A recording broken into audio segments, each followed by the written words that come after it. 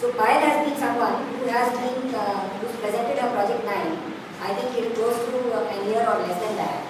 She's won the enthusiastic Toastmaster for the first term that she's been a part of Bangalore Toastmasters Club.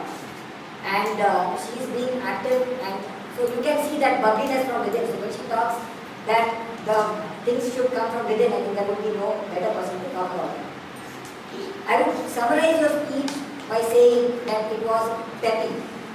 One, passion. There was a lot of passion when you come here and you talk, and the animation with which you talk and look at people while you are conveying your messages, you can see a lot of passion. Second is you use examples. The E in PEP, you use examples which are close to home.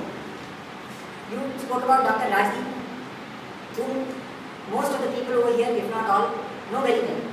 And he symbolizes determination for us. You spoke about the balloon seller and what's within the balloon. So, examples, you use good examples. And the third thing I like is the prop that you used. So, you went about as per what is the requirement of the project.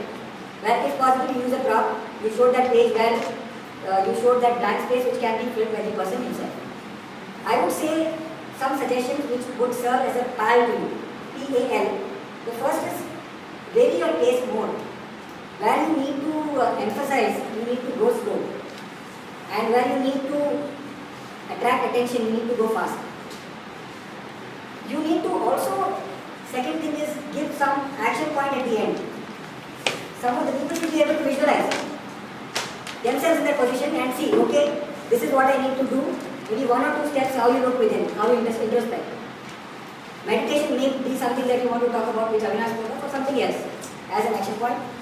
And the third is link the conclusion to the opening. When you have a good opening where you ask those questions, you link the conclusion to the opening so that it becomes a complete presentation.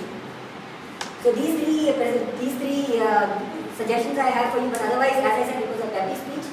And all the best for Project 10, which would be your landmark speech.